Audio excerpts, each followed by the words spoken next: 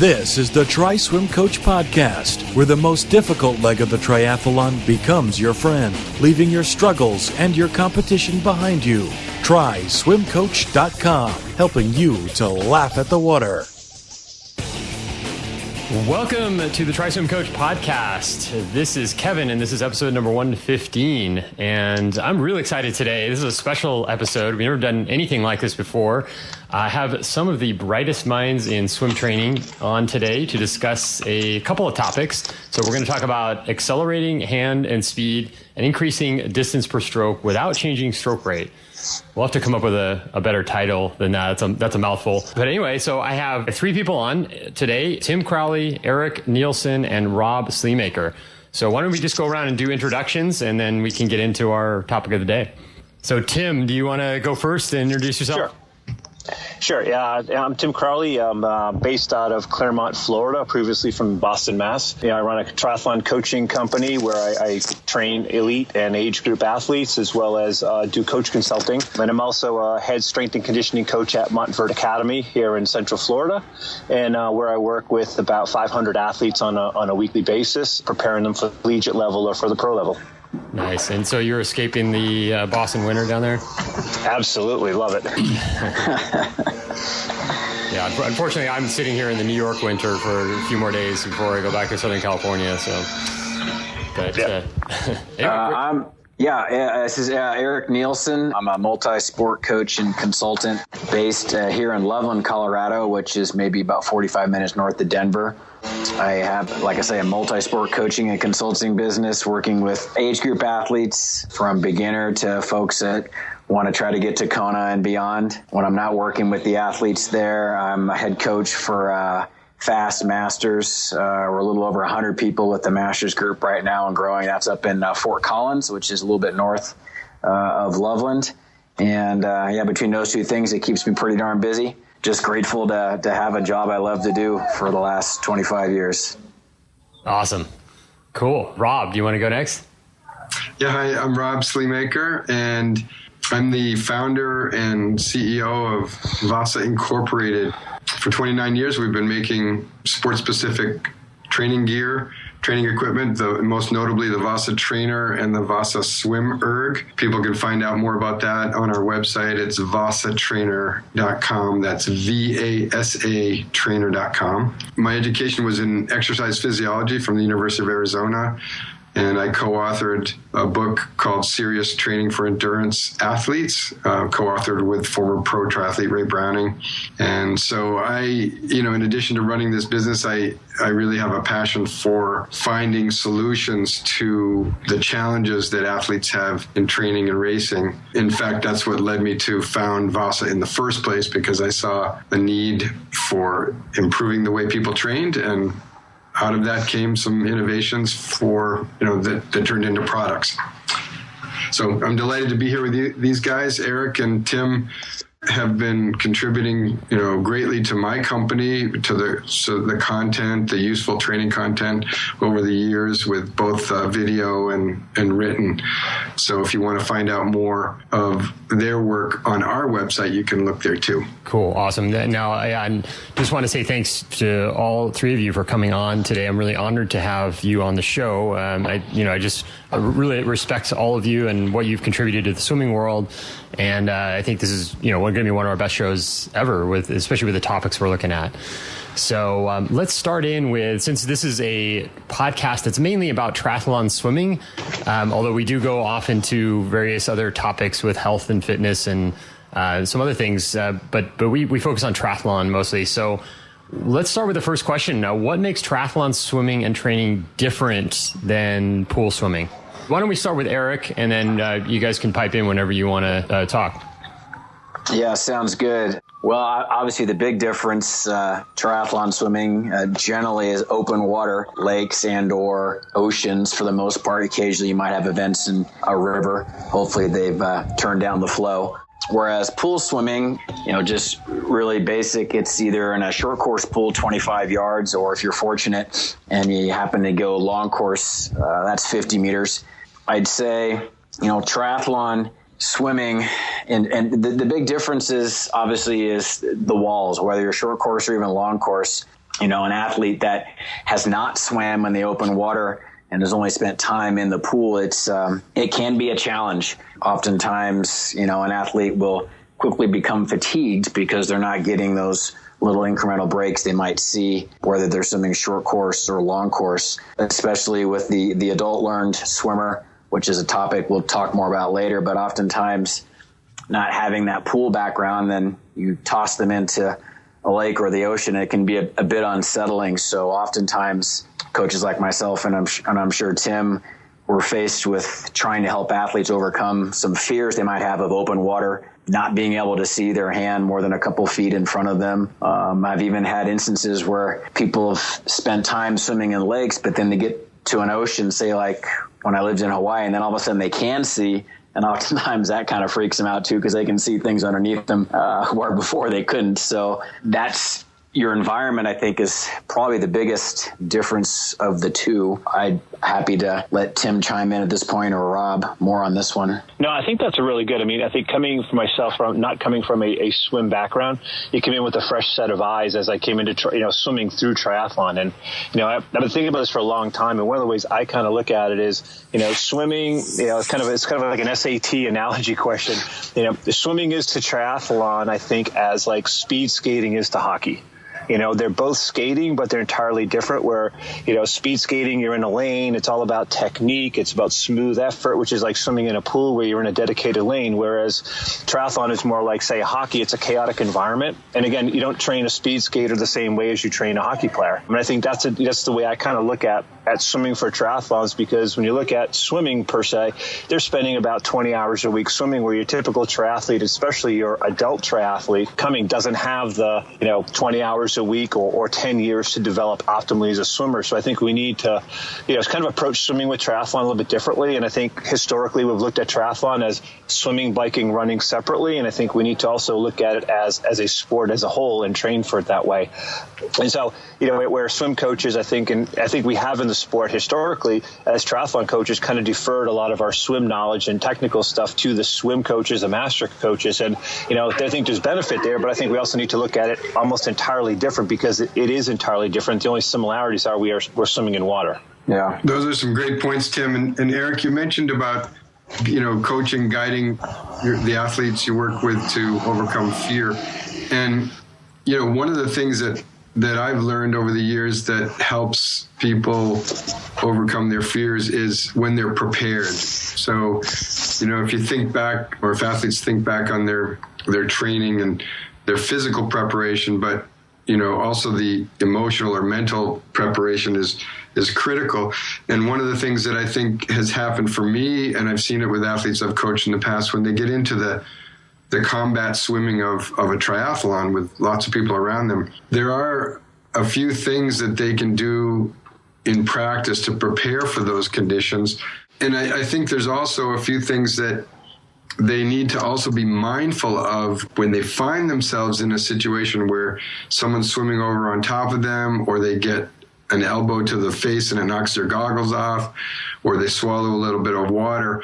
I think if you coaches could speak a little bit to those things, what can athletes do to prepare mentally for the inevitable? Sure, that's a great piece, Rob. And actually this Friday at Masters practice, we're doing just that. We're fortunate to get to flip the bulkhead and go long course on Fridays sometimes when they don't have conflicting events. And so what I'm doing is I'm pulling the lane lines out in half the pool and dropping in 3 orange buoys. So now I give my athletes a chance to experience a little bit of an open water feeling because they don't have the lane lines. And, we do just that. We practice some friendly contact. I tell them, hey, you might as well bump into somebody you know versus somebody you don't know for the first time. And that really seems to help. If we're fortunate, one end of the pool is a little bit shallower, so maybe the newbies, they can stand up down there when they need to. And we do some simple drills, starting off just letting people swim and not have the lane line. And then we practice bumping into each other. And then having the orange buoys in the pool helps them start to take the fear out of sighting. So often we'll see a beginner swimmer and they'll lift half their body out of the water to try to see the buoy when they don't really need to. That's one thing we like to do. Tim, what do you like to do down there in Florida? Well, the nice thing is, I mean, having, spent, most of my life up north, we only swam outdoors in the, during the summer season. It's nice down here that, I try to get in at least once a week, if not every other week in the open water. We've got some open water areas. And I think just building confidence, as Rob said, like the mental part of it, but I think the mental and the physical aren't, mutually exclusive, is as an athlete builds confidence. So we have, kind of younger, newer athletes to the sport, I'll overbuild their fitness and their ability, their strength and muscle endurance in the water, because as soon as someone gets fatigued, then a whole bunch of negative things can start to happen, both physically and psychologically. So really overbuilding them to where they can withstand the contact, they can withstand the chop or a current. So they feel confident that they can handle the swim distance, I think is hugely important, not only for their safety, but also for their enjoyment of the sport and their long-term development. What do you guys recommend for, when they find themselves in a situation where they're starting to get a little panicky or something happens? What's the reset button that they can do every time when they find themselves in that situation? Because people think they just got to keep plowing forward, but couldn't they just, can't people just kind of pause for a few strokes, or do breaststroke for a few strokes, or do water polo kind of swimming for a little bit to kind of regain their composure? Yeah, I think it's important that as coaches, we especially beginning athletes, we give this. Getting out of the mix, getting out of, kind of moving out to the side a little bit, whether it's flipping on their back and breathing. I think what happens a lot in early season races when someone hasn't been in open water, especially if it's a wetsuit swim, they can easily get anxiety just due to the constriction of the wetsuit itself. So getting comfortable in the wetsuit, breaststroking, get in their head where they can breathe, take deep breaths and relax and get their composure. And then hopefully that can reset them. And then at least if they're up and they're breaststroking or flipped on their back, they can look around for a buoy, someone on a boat or somewhere where they can, get things under control and continue on. Yeah. And Eric, sorry to interrupt, but you mentioned earlier about the kind of the fear of what's below, what's beneath. Can you talk about that a little bit? Like, how do people get over that fear, or is there a way to do it? Oh man, it's, I think from a deep water standpoint, it's just trying to get some frequency or get your touches. Every time you get out, it maybe gets a little easier. Sometimes going out, obviously you never go out by yourself, but going out with some other accomplished swimmers, or if you're fortunate enough, sometimes just having someone in a kayak or a stand-up paddleboard, maybe your first couple times of the year, is just a little reassuring. So, if you do have a situation, like Tim mentioned, clear, get to the side if you can. If there's bodies, get on your, back if you have to, or breaststroke. But if knowing I can just go, 10 strokes over here and get to a stand-up paddleboard or a kayak, it's to help. I've even thought about bringing the stand-up paddleboard into the pool here for some things, just for that. But I think it's just getting the frequency, just getting, just take little bits at a time. But the more touches I think the athlete can get, I think the anxiety level will hopefully, decrease with each experience in the water. Well, I'm glad I can't see the bottom, because there's gators in every body of water swimming there. So I don't have too many irrational fears in my life, but one is sighting, lifting up my head to sight and seeing two eyes looking back at me. But other than that. Well, let's move on to the next topic. So now a lot of people train in pools, no matter what level you are as an adult, and you've got all kinds of people with different goals and different things that they're training for. You've got people that are fitness swimmers, and then people that are training for races in like masters. And then you have the kids that are training for these sprint events mostly. How do you do that? Like, what do you guys do with training the adult age group swimmer versus, the kids versus people that are training for various distance races?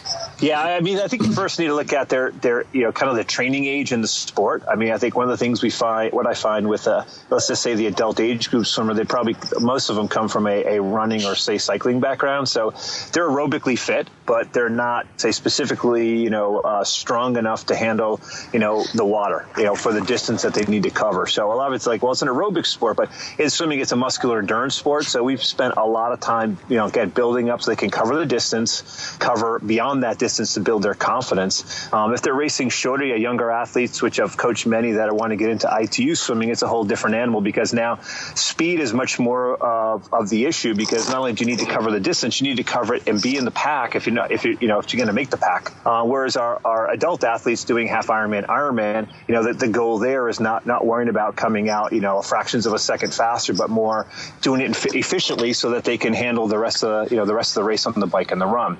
So if it's ITU style, and now that some of the age group world championships and stuff are going draft legal, then it becomes a different animal in terms of we need to increase the swim volume. We need to worry about the actual speed of the swim, because that's going to really set up the rest of the race, regardless of how fast their bike and the run is.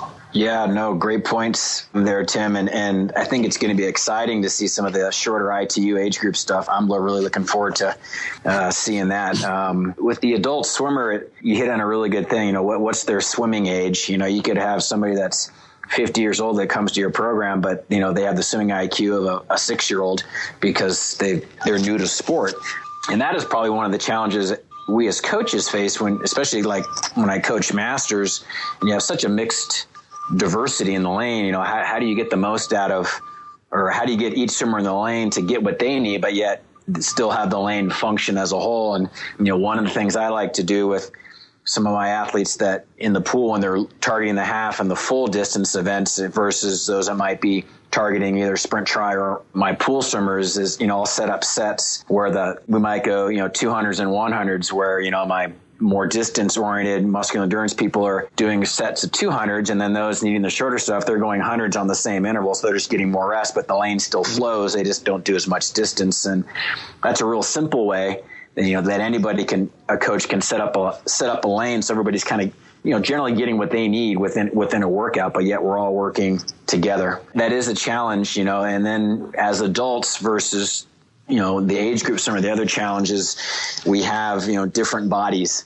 Adult shoulders generally don't move quite like, the young prepubescent or, younger swimmers, so we have to be careful as we instruct to not try to have the adult learned lack of range of motion through the neck and shoulder girdle, try to emulate and do strokes, biomechanically speaking, that might not be best suited for them. So we really got to have eyes on there. Otherwise, shoulder injuries can pop it real quick, and then we're not swimming at all. You make an excellent point there, because one of the things that I've learned one of the advantages of living down here in Claremont is I get to swim next to some of the top swimmers in triathlon on a daily basis. One thing I have learned there is a lot of it isn't pretty above the water, but it's all very fast below the water. And so I think with adults, I think a lot of them with the shoulder mobility think they have to have this pretty, kind of a pretty stroke. And I tell them, this isn't figure skating or gymnastics. You don't get style points at the end of your swim that we have to add time on.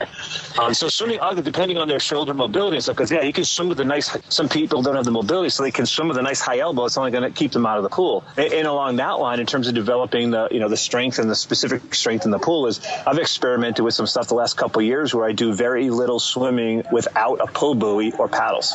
Just experiment. And I've been surprised that my own swimming has got a lot faster. At 51, I'm swimming faster than when I was racing as a pro when I was in my, late 20s, early 30s, and not swimming on trashed legs. And, with some of the age groupers, I found this, especially the women who tend to be weaker in the upper body, a lot of people use a kick to kind of fill in the gap and over glide, where, so tempo in the water, muscle endurance in the water, making sure we got not only a strong pull, but it's repeatable. We're not swimming like, fast, pace per 100 early in a race and then having to drop off. So we want a repeatability, and that will go with what Eric was saying about using the 100s with more rest, the 200 depending on the race distance.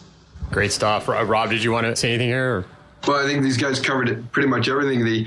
I think one of the things about adult learned swimmers, triathletes who are adult learned swimmers, and this is where coaches come in and can be so helpful, is to have realistic goals for where they are in their swimming, or as Eric said, their swimming IQ or swimming ability, aligning their goals with what's realistic, and then, maybe using the 80-20 rule, where 20% of the drills and things that they do in practice will improve 80% of what they need to get done. And really focusing on the most important elements and not worry about the other stuff, but whatever is going to lead that person to be fully prepared when they toe the line on race day. What are the things they need to do and what's a realistic goal for them for the races that they're attempting to do. Awesome. Yeah, so let's get on to our main core topic here, one of them. So this is hand speed and accelerating the blade. So that's the palm to elbow crease as one straight blade, and at the high elbow catch, or like people call it, the early vertical forearm. So how do you teach it, and what tools do you use to reinforce it? And I love this topic because I talk about it a lot on my podcast and my articles and everything with TriSwim Coach. So yeah, why don't we mix it up? And Rob, why don't you go first here? Okay, well, I actually have to credit Tim and Eric for pointing some of this out to me. I think it was Tim who first helped me understand that many adult learned swimmers, they may be able to extend their arm forward and get into that nice high elbow catch or early vertical forearm position. So the speed at which their blade, I call it the blade, but it's basically the palm of your hand until the elbow. If you keep that as a straight line, the speed at which that goes from entering the water to the high elbow catch position, that's a certain speed, and hopefully swimmers understand not to put a lot of pressure on the water during that part of the stroke, because that's only going to push their body up in the water, which creates more drag.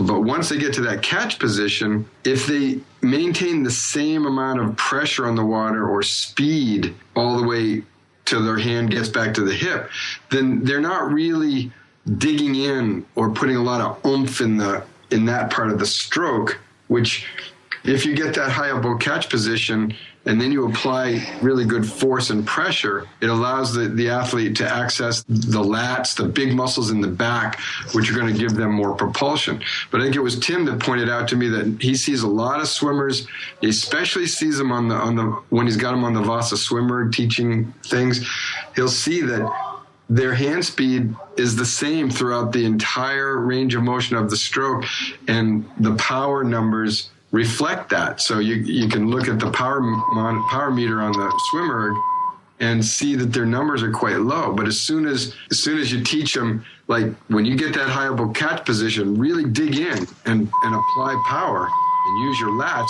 the power numbers go right up. Would you say that's accurate, Tim? Absolutely. I mean, and I think that's when we first learned that, was using with the erg, because we were actually able to get some, you could keep the stroke rate constant, and you could look at the power outputs, on the erg. And, I think in addition to that, what we also saw was that a lot of athletes, when they enter the water and they get that catch, they're not accelerating through the water. They're just pulling at a constant speed, so they're not actually speeding themselves up. And again, that comes back to because when you do teach them to do that, they'll still go like, oh, wow, that power went up. I can't possibly hold that for the duration of a race. And so now you're introducing a power endurance / muscle endurance component to it. The other thing is in the water, watching that, again, not getting that early vertical forearm by, dropping the elbow, bent, the wrist is bent. I started playing around with a lot of different, bolster paddles and some other paddles, and actually saw some articles and kind of created my own literally out of cutting boards. Which basically gave me a bigger surface area, but a closed fist, so I took the stress off the shoulder, and I couldn't bend at the wrist. But what it did is it gave me that leverage where I could really hold on to the water. And like Rob said, you're feeling it in the lats and the core, and it really made a difference. So I started making some for some of the athletes that I coach. We saw some huge gains in that. And then when we take them off, we're still going to get that muscle memory. We're going to be able to replicate that. So we're taking stress off the shoulder, increasing their, they're swimming with their body, not just their arms, and seeing some good results with that. Back in, I'll go back in history a little bit, but in 1990, we had just introduced the VasaTrainer to the competitive swimming coaches. And Richard Quick, who was an Olympic swim coach, and he was the coach at Stanford, he got all excited about it. And one of the things he loved about the VasaTrainer was that, at least for his competitive pool athletes, and I think it applies to all swimmers, when he'd get them into that catch position, he wanted them to imagine that they were pulling their body past their hand. So he said, imagine a ladder that's down in the water just below you, and you're reaching forward, you're getting your palm and the heel of your hand on one of the ladder rungs, and now you're pulling your body past that ladder rung. That, I think what he was really saying is that's when athletes have this great feel for the water, where they're really gripping the water and accessing the big muscles of their back, the lats, the back, and not the small muscles in their shoulder. And of course, it has to be, ideally, it's combined with some hip rotation. And maybe Eric can speak a little more about the technical aspects of that stroke. But I'll always remember that Richard Quick and Nort Thornton and a bunch of the other top coaches, that was one of the things they love about the VasaTrainers, because you can teach that pulling your body past your hand imagery. Yeah, anchoring the hands, that's a huge piece of being able can accelerate. But if you're accelerating and dropping the elbow, you're just going to get tired moving your arms fast and not really go too terribly far. One of the things that I've found really helpful with the Vasa, the ergometer, is you're constantly playing with the damper door settings and stroke rate and looking at power. I think I mentioned in previous articles, I don't use the distance function too terribly much. I really do a lot of time and stroke rate and power comparisons. And one of the things I found really helpful on the erg is having the swimmer do a double arm pull at the same time, kind of like simulating butterfly, and actually having the athlete recover their arms like they might in the pool doing butterflies. So it really helps them learn how to accelerate. I'll put them on damper door 1, the lower setting. It really helps them learn to accelerate their hands through the pull, but more importantly, accelerate the hands not only through the pull, but get the hands back up in front. Tim, I'm sure you've probably seen, and Rob over the years, and even Kevin, you see somebody, they might accelerate their hand through, but then they stop at the back, while the other hand's gliding out front, kind of getting into a total opposing arm thing. And, obviously we want to get our athletes accelerating the hand through the stroke and the hand continuing back up towards the front, as relaxed as possible as well. Or using, if you don't have an ergometer, just some, the stretch cords on the deck and, just doing the butterfly pull really helps, I think, teach that the faster hand speed, the faster recovery, and it's nice doing it on land first, whether it's erg or bands, because they're dry and they're warm and they can hear and you can cue them. So they don't necessarily need to know how to swim butterfly in the water yet, because that can be a little, challenging for some, but there is a nice carryover, I believe, with teaching it that way. You don't need to do a lot of reps. It might be 4 or 5 for a beginner, maybe up to 10 for somebody, but you're really trying to work the turnover. Tim, I've seen, like myself, I can get on the erg with the damper door setting 1 and have stroke rate over 70, just doing butterfly pull recovery. And then, you do a transition to the pool and it feels effortless just doing normal stroke rate, because you've kind of over revved the engine, much like, we might do with an athlete learning to spin higher cadences on the bike. No, I think you're exactly right. And to speak to Rob's point as well, I think using the Vasa, I use the VasaTrainer for exactly that, getting that early vertical forearm, be able to maintain that all the way through, so you're pulling your body over a fixed point. And it's good for teaching, because they're not worried about balance in the water, breathing, or anything else. And then to your point, Eric, on the erg, I think one of the things that, again, using the functions on there with the power output and the stroke rate, one way that I've used to accelerate is that you paint them into a corner and you say, okay, we're going to put on a damper door 1 or 2. You can only go stroke rate, let's say 45 or 50, but I want you to increase the power. So the only way you're going to increase that power is to actually accelerate throughout the stroke. Yep. So you're not any other way out. There's only one way they're going to accelerate. And then, again, working on that repeatability, is continue doing it over and over again. If they get tired, you rest, you repeat it, and then pretty soon those patterns start to engage. In the pool, what I like to use is a lot of variable speed stuff, because I find a lot of age group swimmers will tend to only want to swim one speed. Whether you have them do a 200 or 1500, it might be the same speed. So, but it also helps this anchor, the anchoring and acceleration thing is by using, basically I'll use I won't give them time. It'll be like cruise, tempo, fast.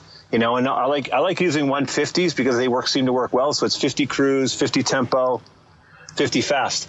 And what they're doing when you're going slow, you're getting that grip on the water. You're maintaining that. When you're going tempo, you're increasing your turnover, still holding on. And then when you're going faster than race pace, can you still keep that hold? And then take a rest, 15 or 20 seconds, reset, do it over and over again. And that's something that can be used, throughout the entire training year. Yeah, for sure. Yeah. Now, Tim, you mentioned something about balance in the water, and I was thinking about, I know this triathlon coach who's really good coach, and he teaches not to start with the early vertical forearm. Like, don't teach the high elbow catch first in terms of like the kind of more beginner to intermediate level swimmers. Would you guys agree with that? Or what do you think the order is here? Like, is this something you would focus on with people right away, or is this something like a little later? Oh, wow.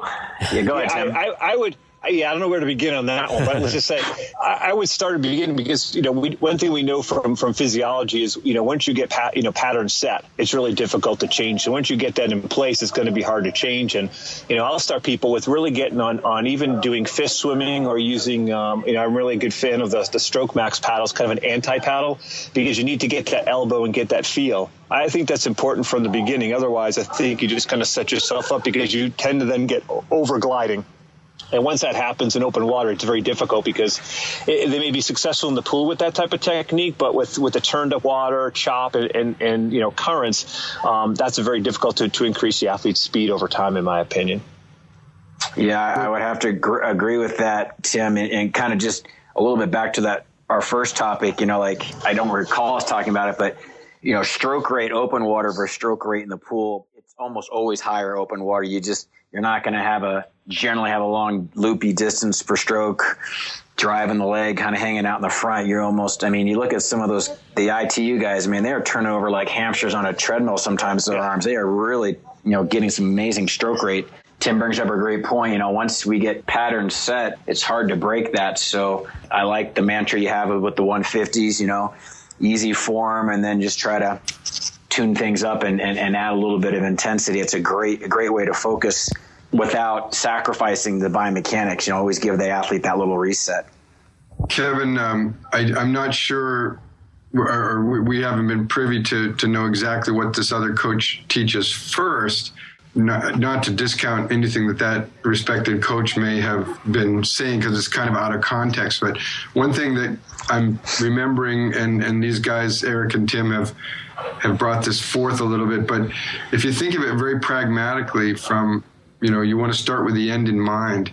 And one of the critical things about swimming, especially as you increase volume in swimming, is staying durable and resistant to injury. And from what I've learned from both Tim and Eric, but also many, many other coaches, is the importance of a high elbow catch technique that allows you to use the large muscles of the back, the lats, et cetera, and minimizes the stress on the biceps tendon and some of the smaller muscles in the shoulders. Because if you swim with an inefficient technique, or a technique that really stresses the shoulder muscles and the bicep tendon, et cetera, not only does that reduce the amount of power or propulsion that you get per stroke, but it also can set someone up for injury. Of course, a lot of their ability to get into that high elbow catch position, and extending forward really well will depend on their mobility in their shoulders. So anyway, I just think that from a pragmatic point of view, people need to think about what's the end in mind, and learning to grease a groove that is going to be not only more powerful and efficient, but also lets them be durable and prevent injury. Yeah, that's awesome. That echoes a lot of what I talk about is, doing triathlon, you want to look at your health, not just, how do I get faster in a record time. So let's move on to our next topic. I think it kind of blends right in with what we're talking about. So that's the increasing distance per stroke without changing stroke rate. So first, how important is this, and how exactly do you train it? Tim, do you want to go first? I would love to go first. I think if we look at this, it's a takeaway with swimming. Let's take a look at running, and then we'll bring it back. Is that if we're running with cadence, it's like the only way we're going to get faster is increasing our stride length, and that's a strength power issue. And I think what happens when you were just talking, Kevin, about the ITU swimmers, like saying how fast a turnover is. We see the same thing with cycling. When someone's cycling a time trial, they're going super fast at a high cadence. Oh, they're spinning. No, they're just pushing a really big gear at a very high cadence. That's why they're going fast. And the same thing happens with our swimming. And so to making sure that as we our distance per stroke, that we're not decreasing the cadence as well. And so again, that becomes a specific power issue. And so I think it's important that we're not trading one with the other. One of the reasons why I like doing a lot of ankle band swimming is because sometimes people work on their distance but not work on their pull, or they're working on their pull and they're slowing down their turnover. One of the things I love with various forms of ankle band swimming is you need to maintain body position, cadence, and force on the water all at the same time, which is what we really need to swim faster. Otherwise, we're just trading one for the other, and we're never bringing them all together. Yeah, that's the band. Boy, that's the bane of some swimmers' existence, but once they buy in... I found the bridge for that, though, I think. There's a new pull buoy that came out. I think Fenice makes it. It's a kind of a pull buoy, but also kind of an ankle float. Yes. You put your ankle in it. So I really like that because, sometimes when you have people start with an ankle band, you get that nasty email or phone call later that they nearly drowned in a 3-foot pool.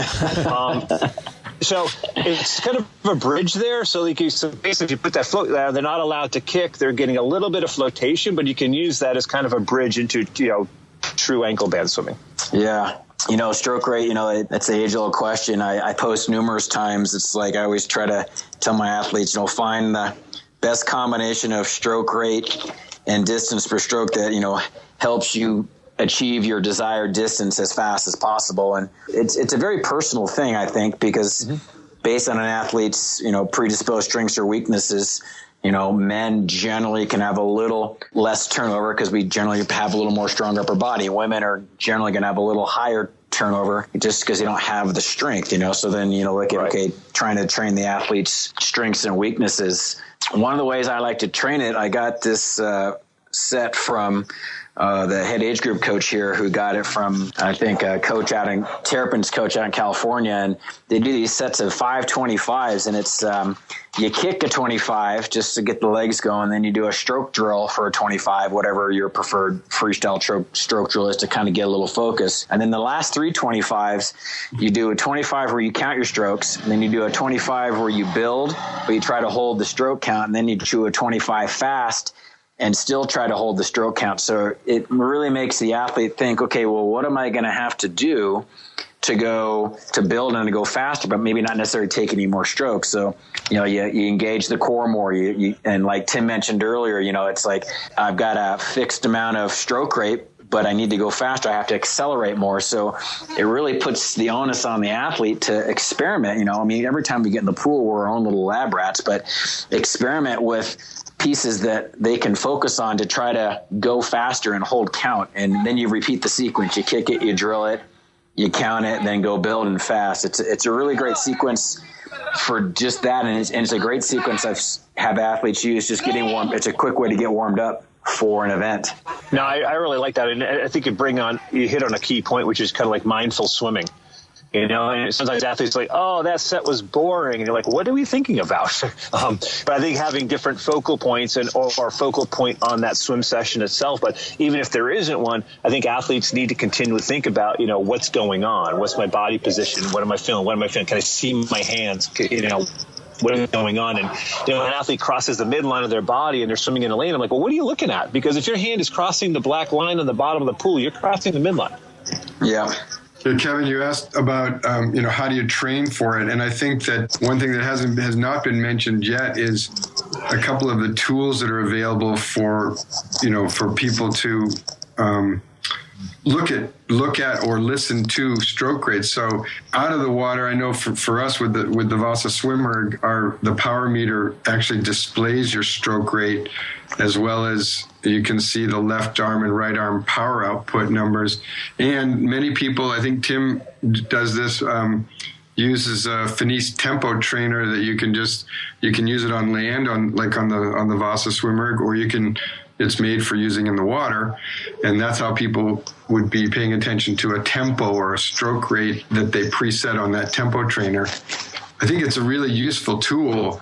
Then I know for the swimmer, and I'd love it if you guys speak to this a little bit, but if someone is training on a VasaSwimmer and they, want a real purposeful workout to increase the distance per stroke, then, they're going to pay attention to that tempo. But what else do you have them look at first on land, but then once they get to the water, how do you have them integrate that over to swimming in the water? Tim, you want to start with that one? That's a tricky one. You threw a curveball at me, Rob, but that's gee, I didn't mean to. Yeah, because I mean, it's hard. Yeah, you're counting strokes from the water. I mean, I think the tempo trainer is a great tool, especially for kind of newer, newer swimmers or newer triathletes, because you'll typically say when you set a particular tempo, and usually that tempo is going to be based off of some video or that you're taking, so you can actually see what their average stroke rate is. You can figure out whether or not you want to increase it or maintain it. But if you set a rate on there at, let's say it's a 0.75 or 0.8, per beep, what's going to happen is if you're doing like a 200, they're going to find out that most people are going to be ahead of that for the first like 25 or 50, and then they're going to struggle to maintain. So they don't even realize that their stroke rate is changing over the course of an interval. So I think that's really good for them to keep that in mind. In terms of maintaining it when they're in the water, is looking at what happens when fatigue sets in. And I think that's a key thing, is that once fatigue sets in, they're going to develop some sort of compensation strategy. And a lot of people, some will over glide, but they're going to, so their distance per stroke may stay the same or improve, but their time is going to go down, and it's going to have a negative effect. Or they're not going to finish. They'll keep the stroke rate the same, but they're going to shorten their distance because they're shortening up the stroke and fatigue. They're not finishing off the back end. So I think understanding why it's happening and what that particular athlete's tendency is, and then you can actually start to implement strategies within the workout, both in terms of giving them training cues, but also within the sets to make sure they can actually maintain that or increase it. Yeah, and I think in the pool, much like we train athletes on the bike, I think having them become more neuromuscular efficient than they really are going to have to sustain. I do these 25s I call crazy 8s, where you push off the wall, and I tell them it's just 8 strokes as fast as you can go. I just call it crazy fast. I tell them I'm not worried about form so much. I'm just trying to see who can turn their arms, just turn your arms over, and not necessarily, like I say, don't worry about how far you're going or what your form looks like. But I think really, and especially with the adult learned swimmer, I think oftentimes that's a big limiter for them. They just don't know how to physically move their limbs that fast. Whereas I think, a younger swimmer, they're still in the play part of life. Not that adults shouldn't play, but I mean, I think they're a little more predisposed to quicker movements. But I really find those very short, little repeatable things in the pool. And once again, you could do it on land with the band or the Vasa erg, do some very short duration, but high turnover, and then and transfer that but you got to transfer it to the water. So keep it short. Don't even have them try to go 25. Just say how fast, and tell them shut down the breathing. It's 8 strokes. You don't need to breathe for 8 strokes. Just, you can exhale a little bit, but just turn the arms over to kind of improve that neuromuscular efficiency. That's a big limiter. And then that directly ties into, some of our previous topics. I mean, athletes that have that mono speed or the 1-speed pull, it helps address that as well too. Yeah, I'll do some sets with overspeed sets like that, Eric, with for 25s or 50s with fins. Yeah, getting the turnover, having them feel like they're swimming downhill, giving that extra propulsion. It's like doing a fast pedal drill on the bike or downhill run interval. But again, I think like we talk about different, we talk about different tempos in the water, but I think, again, different speeds and varying those speeds, because they typically people like to get into one speed. Once they develop that rut, it's very hard to get them out of that. Yeah. That reminds me of back in the 90s when I was in college, we used to train with bands in the water, and of course you have the bands where you tie them to the wall, and then you swim away from the wall, and then you have the opposite where you tie it to the wall, the other end of the pool, and then it pulls you, so you get the feeling of swimming fast. It was like the only way to really train sprinting at that time. So one other thing I was going to comment on is I also give the set the swim golf. I don't know if you guys use that, but it's a very similar type of thing where you're just paying attention to your stroke count and how fast you're going, and then you add your time with your stroke count, and you just do a set of 50s, and it's really a basic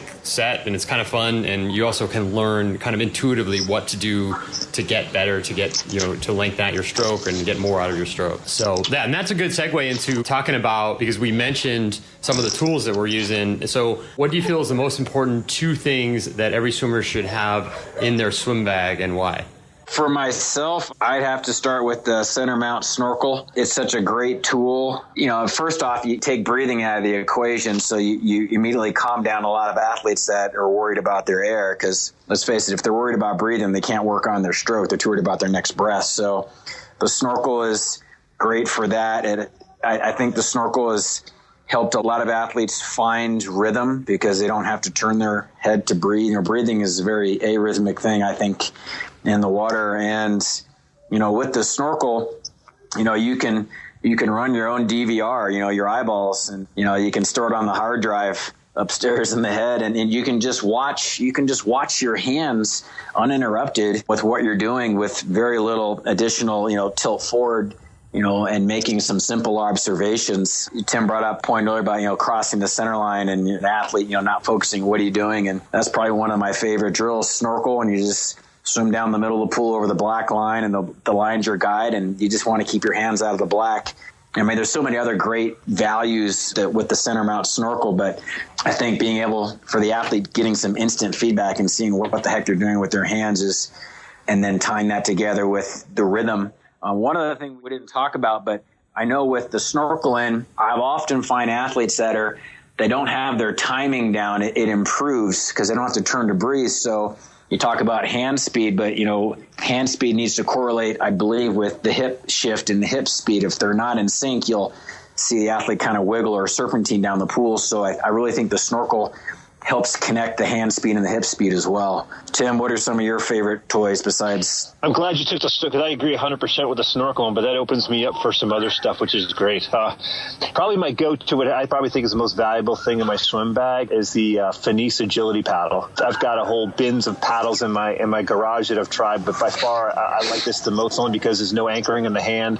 It forces an athlete to go in with the proper angle, and you have to maintain pressure on the water for it to maintain on your hand. And probably along with that, I'd say secondarily be some sort of a fin, but I like to use basically fins for kicking and fins for swimming. My swim fins are the alpha fins, which are giving a little bit of a float, but again, I like combining those with paddles for overspeed work and connecting the upper and the lower body. But other than that, I got a massive bag but I guess those three things, I like experimenting, but the snorkel, agility paddles, and a good set of fins are probably my go-to tools. Would you say that the important tools that a swimmer has in their bag would depend somewhat on their level of ability? Like, is there a progression from one kind of paddle up to the agility paddle, or would you start with the agility paddle from the get-go, and same with the other tools you mentioned?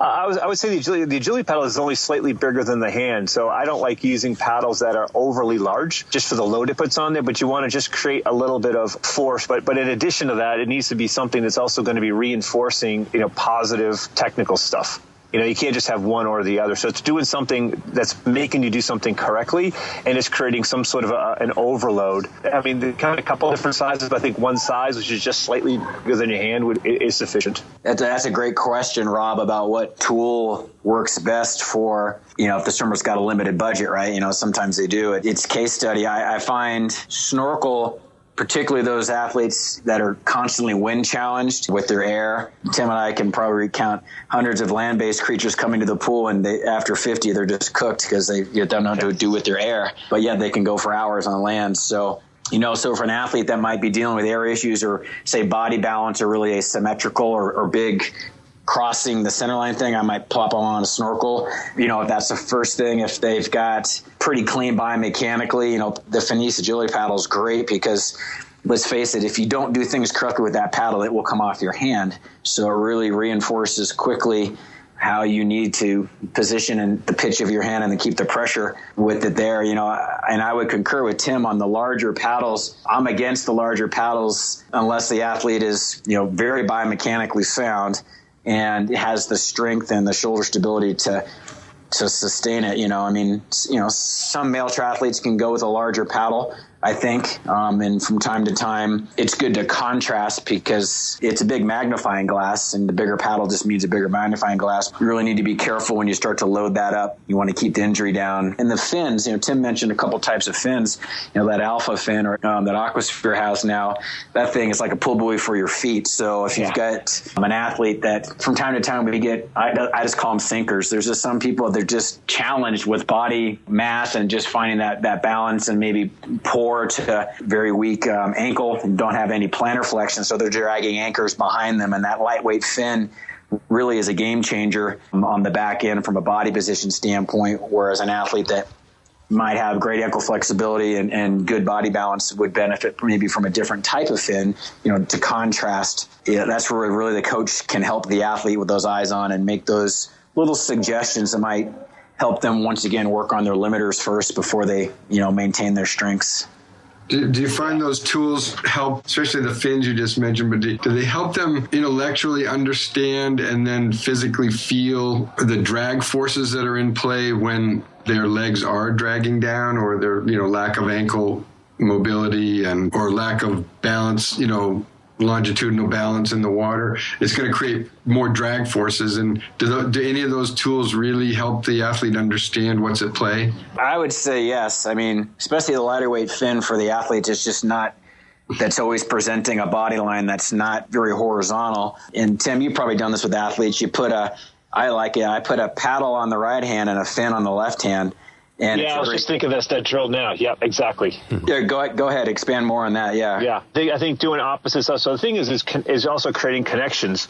So if you're putting you're alternating like fin on right foot, paddle on left hand, you're creating that crossover connection so that they're developing, an integration between their stroke and their kick. And again, through the center of the body. But if you're putting just say the fins and doing a kick set with like the alpha fins, what you're doing is they're riding higher in the water. Now they know what it's supposed to feel like. So they have a chance to, when they take them off, to start to replicate that. Some people don't know what it's supposed to feel like. And again, if you put the fins on and a snorkel on, they're not worrying about breathing, you can get them into that nice position with good rotation. And then you can start to, slowly wean them off of it and then maintain some of those good things. Rob, we've talked about this in the past with going from the ergometer to the pool. So if you put, someone's on the ergometer and it looks good, then if we put them in, a pull buoy and a snorkel, with basically just take them off the ergometer, play now we can start to pull away depending on which elements we want to take away first and slowly just reintroduce them to swim. It's not literally a sink or swim type of proposition. Right. Awesome. This is really great stuff, super high level, and I'm definitely learning a lot. And again, we'll have this in the show notes, all the equipment that we mentioned and all that. I really appreciate that, you guys. And before we wrap up here, we've been going about an hour. I had one more thing that I wanted to ask. Is there anything that we can all disagree on? What did you have in mind, Kevin? I don't know, anything involving freestyle or training or coaching. Like, there are different styles of coaching that you guys maybe don't do slightly differently? Or I think it's important for people to, especially adult learned swimmers. There's been some misunderstanding out there about gliding in the water, and getting on your side and gliding. I think that the basic premise of that particular technique that is taught is sound, but athletes misunderstand it, and they think that they've got to take a stroke and then just glide for a really long time before they take the next stroke. But they don't quite understand that what's happening is the body is sinking, and especially if they've got heavy legs or their legs are dragging, really low in the water, then all they're doing is basically creating an acceleration, then deceleration, kind of like amplitudes of acceleration, deceleration, which makes them very inefficient and very slow in the water. So, some of the things that Eric and Tim have talked about before, maintaining a certain tempo or stroke rate, with an efficient catch and pull through, those are going to minimize that acceleration deceleration condition, which really just leads to more drag in the water. And I would say it's really important for anyone listening to try to sort that out. Tim, Eric, do you guys have anything to add to that? I don't know where you guys stand on this, but probably maybe the one thing from a swim perspective for me might be I tend to be using less and less, traditional drill work. In terms of, what I've seen is over time, I think a lot of athletes will come to you and say like, what's the secret drill, that magical drill that's going to unlock everything? It just doesn't exist. And, I'll integrate some stuff in the warm up and make them mindful or key points during the swimming. But I pretty much don't do a lot of drill work anymore. And I don't think it's hurt the swimmers at all. I think it's just giving us more time to work on the things that we, that are important that we need to work on. Yeah, drills are good. They have their place. I think you nailed it, Tim. It's really the swim IQ or the level of the swimmer. I think if we get really good at drills, we're just really good at drills, but it's like having a boat, but you don't have a motor on it, So I do like to do drills from time to time, especially as transitional heart rate and preparing for a main set. It's always a drill swim. So you do the drill, but then you have to make sure the athlete, okay, I did the drill, but now how do I apply that to when I go swimming? I don't think we need to do a lot of them, especially once again with a triathlete, they're very time crunched. So if they might have 3 touches of the pool, but they might have to, if you spend a whole session all drills, you're going to lose them. They just lost a third of their swim allocation time for the week.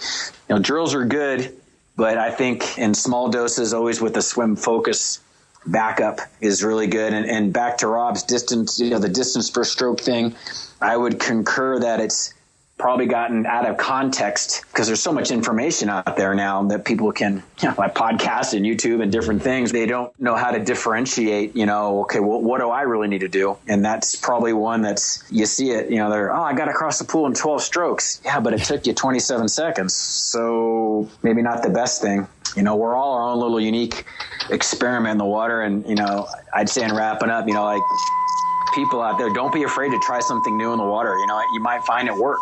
And it's like, wow, I'm going faster and it's less effort. That's kind of a double win. So Kevin, I guess we agree on everything. Yeah, I couldn't start a debate. I tried.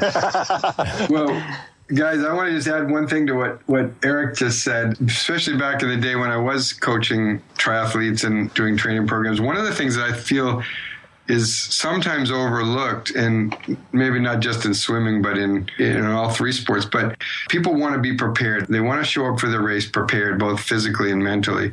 And one of the ways that people can be realistic about their expectations on race day is through that preparation. And I think one of the tools that is so valuable is doing time trials.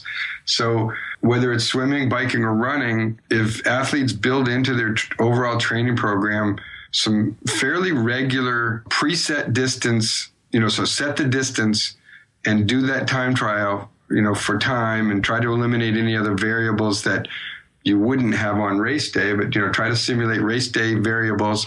Just do those things. And then, maybe every couple of months you increase the distance or whatever it is, but it'll allow an athlete to gain confidence in where they are. And it'll also allow them to assess where their weaknesses are so that they can work on those things in their other training practices or training drills. So like you said, Eric, drills, you're going to get good at drills if you keep doing drills. But if you do time trials, you're towing the line and you're going to find out, where you are right now. And what do you need to do to get a little bit better? Absolutely. I think that's a good place to end this and jump off. It's been really awesome. I really enjoyed this podcast, and you guys are just a wealth of information. Appreciate everything that you were able to contribute today. And before we sign off, let's go around and just give your contact information now in case anyone wants to get a hold of each of you. And Eric, do you want to go first? Yeah, sure. Easiest way to reach me is just email. So that's Eric at CoachEricNeilsen.com. That's EricNeilsen.com. And that's also my website, CoachEricNeilsen.com. Thank you. I'll go. So the best is my email is TC, then the number 2 coaching, all one word, at gmail.com, or my website, which is timcrowley.biz, B-I-Z. You can reach me. This is Rob Sleamaker. You can reach me by email at robert@VasaTrainer.com. That's V as in Victor, ASA trainer.com. The other thing I was going to mention, I know there's plenty of listeners that are probably visual learners, and I've always found that technique videos can be really useful. We have a lot on our website, and we also have a lot on our YouTube channel. It's VasaTrainer is the YouTube channel. Eric Neilsen actually and Tim Crowley both have done videos for our company that are very, very good, very useful. But many of the things that we've talked about today are covered in those videos. So I encourage people to go there, and I'm sure there's others I don't know if Eric and Tim have other videos that they recommend that are on YouTube, but there you have it. Yeah, Vasa's got some great stuff. We even have some of your videos, the ones that Carlin did on our site, which are awesome as well. So yeah, that's really good stuff. Well, thanks everybody again. Thanks all you guys, Tim, Rob, and Eric, for coming on. I really appreciate it. And hopefully we'll be able to do something like this again. I thought it was fun and entertaining and informational. Nope, yeah, same here. I would love it. Thanks, guys. Thanks so much, everybody. Thanks for listening to another episode covering swimming and triathlon mastery. To get your free online swim clinic, just go to tryswimlessons.com. Give us your name and email, and we'll have session number 1 off to you right away. Begin your process of befriending the swim and laughing at the water now.